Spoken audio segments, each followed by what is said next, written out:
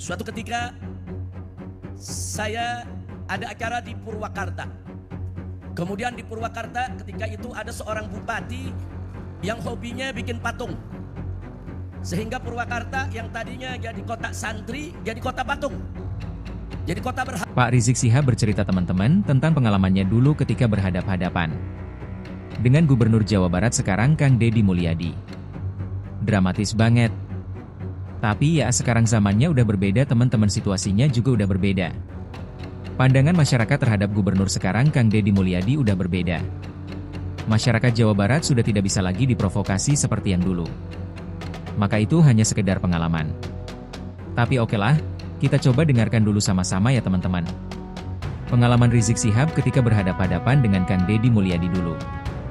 Dan anehnya saya ketika dia menceritakan sekarang. Ini jangan-jangan prolog untuk kedepannya nanti ya teman-teman. Ya kita tahu sama-sama bagaimana mereka. Coba kita cek sama-sama dulu video berikut. Dan sudah meninggalkan kita, tapi semangat juangnya tidak boleh padam di tengah-tengah kita, saudara. Walaupun beliau sudah pergi, saudara, ke alam barzah, tapi kita yang masih ada di alam dunia wajib untuk melanjutkan perjuangannya. Bagaimana dulu Abitam mengajarkan kita, saudara, untuk selalu menegakkan keadilan, melawan segala bentuk kezaliman. Saudara, kita lanjutkan. Ini kalau bicara menegakkan keadilan, melawan kezaliman, saya punya pengalaman dengan Abitam, saudara. Suatu ketika saya ada acara di Purwakarta, saudara. Kemudian di Purwakarta ketika itu ada seorang bupati yang hobinya bikin patung. Sehingga Purwakarta yang tadinya jadi kota santri jadi kota patung. Jadi kota berhala, saudara.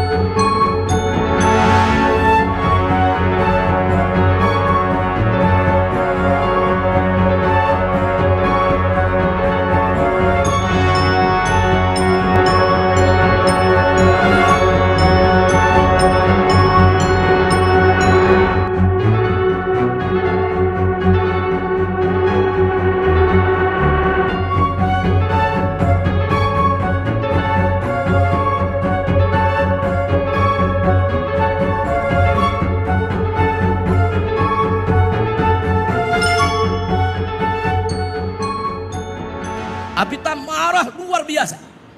Nah, ketika saya punya acara di sana, acara tersebut diancam. Ada ratusan preman dikumpulkan untuk menyaplek akbar yang kami gelar.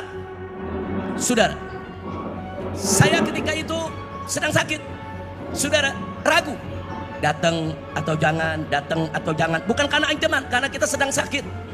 Tapi Abitam dari tempat ini langsung meluncur ke Megamendung, ke gunung, ke pesantren saya, saudara. Sampai di sana Abitam menyampaikan, Habib, walaupun Habib lagi sakit, kalau perlu saya gotong. Kita gotong rame-rame. Nggak boleh nggak datang. Harus datang. Karena kalau nggak datang, kata ini preman-preman akan merasa menang. Ini penjahat-penjahat yang mengagungkan berhala, mengagungkan patung akan merasa menang. Walaupun mereka di backing oleh bupati. Bupati yang mengumpulkan mereka untuk nyerang Habib, saya minta tetap Habib berangkat dan saya ikut. Masya Allah. Bu, kita tahu usia Abitam sudah cukup lanjut, saudara. Tapi semangatnya, saudara, gak kalah sama anak muda. Saya ikut Habib. Saya mau jihad bareng, saya mau mati bareng. Ayo kita berangkat. Akhirnya dalam keadaan sakit, saya tetap berangkat dengan Abitam, saudara. Kita berangkat ke sana, ya ratusan preman sudah nunggu di pintu tol, saudara. Tapi akhirnya sebelum kami keluar pintu tol, mereka sudah disapu bersih oleh laskar-laskar FPI, saudara. Takbir.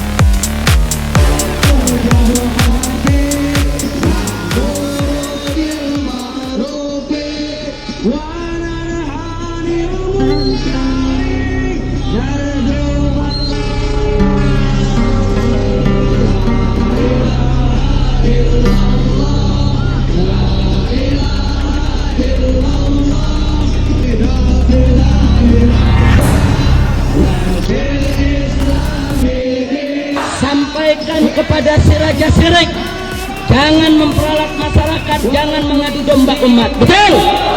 Kalau memang dia jantan, dia punya keberanian, sebutkan saja kapan mau perangnya lawan kami.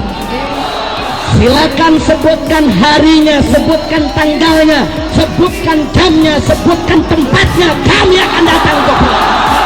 Takbir! Silakan sebutkan mau bagaimana cara perangnya. Mau tangan kosong jadi, mau pakai golok dan parang jadi, mau pakai basoka dan AK-47 juga jadi, sudah. Ya, kita nggak bakal mundur. Sudah, kami sudah pengalaman perang di Ambon, di Poso, dan di berbagai negeri. Kita mau tahu beralihnya jadi perang sampai di mana, sudah. Dan saya ingatkan yang ingin menghadang saya, kalau Anda ingin menghadang saya, tolong bunuh saya, jangan sampai nggak mati. Sebab kalau saya nggak mati, saya ubah Anda walaupun gelabang. Laskar-laskar FPI dari Purwakarta, dari Kerawang, saudara, semua kumpul. Saudara, kumpul. Preman-preman tersebut yang mencoba menghadang, justru dihadang dan dikejar-kejar oleh para laskar, saudara. Bubar. Bubar. Bagaimana nggak bubar? Preman itu, saudara, berjuang hanya demi perut. Bayar 50.000, 100.000, selesai. Tapi para laskar, para santri berjuang bukan demi perut, tapi karena Allah. Maka itu mereka yang demi perut begitu berhadapan dengan para mujahid yang berjuang karena Allah, yang mati sakit menjadi cita-cita aja, dengar takbir saja mereka sudah kucel-kacir. Takbir, takbir. Siapa yang maha besar? Siapa yang maha agung? Siapa yang maha kuat? Takbir. Nah, akhirnya kami masuk ke sana, saudara, gelar acara, dan malam itu, saudara, Abitam berceramah dengan luar biasa semangatnya, saudara. Semangat jihad, semangat perlawanan. Dan akhirnya Allah berikan kemenangan kepada kita, saudara. Mereka semua takut, dan sejak saat itu sampai hari ini nggak ada preman-preman di Purwakarta yang berani kurang ajar lagi kepada habaib dan para kiai, saudara. Alhamdulillah. Jadi itu satu pengalaman saya yang luar biasa, saudara, bersama almarhum. Makanya kalau tadi saya katakan almarhum ini nggak main-main, saudara. Bukan hanya di mulut saja beliau bicara, tapi dengan perbuatan. Bayangkan dalam usia yang sudah senja, tetap beliau semangat. Dan murid-murid beliau yang ada di atas panggung ini menjadi saksi. Karena sebagian mereka ikut ke Purwakarta, saudara. Mereka semua menjadi saksi. Mereka tahu bagaimana semangat perjuangan daripada Abitar. Mudah-mudahan Allah selalu merahmatinya. Allah selalu memberkahinya. Allah selalu menjaganya dari alam barzah sampai ke surganya. Amin ya rabbal alamin. Itu salah satu saya punya pengalaman bersama beliau. Saya hanya ingin mengingatkan di sini. Dan waktu saya menggelar bersama-sama para ulama, bersama para kiai, menggelar aksi 411, aksi 212, aksi yang berjilid-jilid. Saudara, orang yang ada di belakang saya adalah Abitam. Semangat beliau, doanya, dukungannya, bahkan beliau ikut keliling dari pesantren ke pesantren, dari kiai ke kiai.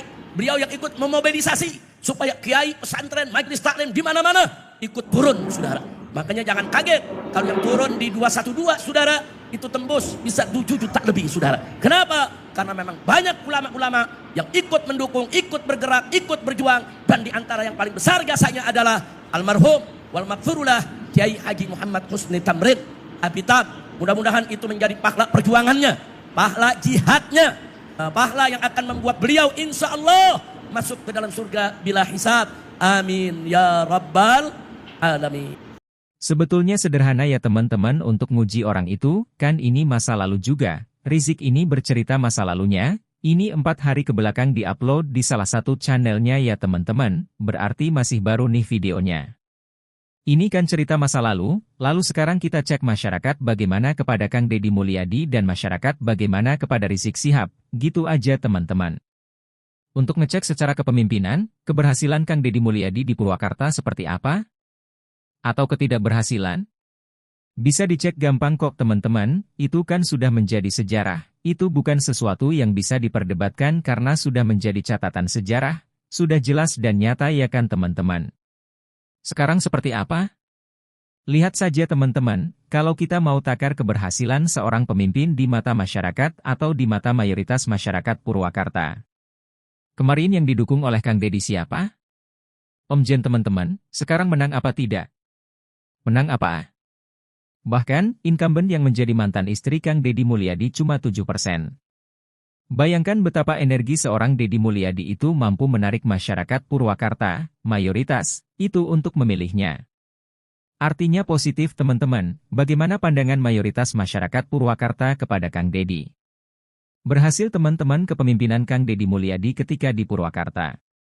Akhirnya orang yang di-endorse oleh Kang Dedi itu jadi. Dan masyarakat, berarti kan bisa dicek nih teman-teman. Masyarakat ketika Abu menang, ya berarti kan lihat Kang Dedinya. Sekarang Om Jen menang, berarti kan lihat Kang Dedinya. Berarti, secara kepemimpinan Kang Dedi Mulyadi sukses dong. Bener nggak? Bener lah. Dan sekarang apalagi di Jawa Barat, dan di seluruh kota kabupaten, suaranya merata paak. Bahkan Depok yang menjadi basis PKS, katanya 10 tahun teman-teman, apalagi 20 tahun, berkuasa PKS itu di Depok Pak. Artinya, situasi masyarakat sudah berbeda teman-teman. Framing mereka sudah tidak lagi laku di masyarakat. Cerita-cerita seperti ini, hanya cerita hayalan mereka teman-teman, mungkin karangan mereka sendiri. Kan, mau memprem, seolah Dedi Mulyadi adalah orang jahat. Yang ketika berhadapan-hadapan dengan mereka itu, nyewa preman teman-teman. Wah, gak bener ini teman-teman. Dan apakah itu yang kemudian ditampilkan sekarang dari Kang Dedi juga? Kota musyrik, kabupaten musyrik, berhala, dan lain sebagainya. Apakah faktanya masyarakat Purwakarta menjadi orang-orang musyrik ketika dipimpin oleh Kang Dedi? Terbantahkan semua, Pak. Dan sekarang Kang Dedi semakin dicintai, risik, semakin silahkan. Berarti, di sini bisa teman-teman. Bisa kita simpulkan, siapa orang benar? Dan siapa orang yang pura-pura benar? Siapa orang jahat? Dan siapa orang benar? Kan, sudah jelas teman-teman. Siapa yang tidak benar? Catatan sejarahnya sudah jelas. Masyarakat seperti apa, dan sekarang seperti apa? Dulu dan sekarang seperti apa? Sudah nggak usah pakai argumentasi lagi. Tapi itu menarik teman-teman, kenapa sekarang dia menceritakan itu ya? Yang mesti kita teliti. Artinya teman-teman ke depan kemungkinan narasi itu akan kembali dikembangkan. Ini sedang menguji nih teman-teman, cek ombak nih. Narasi itu akan dibangun kembali nih teman-teman. Awas perlawanan, narasi seolah-olah Dedi adalah musuh Islam dan lain sebagainya. Ini mulai dibangun kembali teman-teman. Artinya ada proyeksi untuk kedepannya. Tapi sekarang sudah nggak bisa, saya kira. Ditipu masyarakat oleh narasi. Karena masyarakat lebih melihat fakta, sikap, daripada hanya narasi orang. Yang tidak memberikan manfaat kepada masyarakat.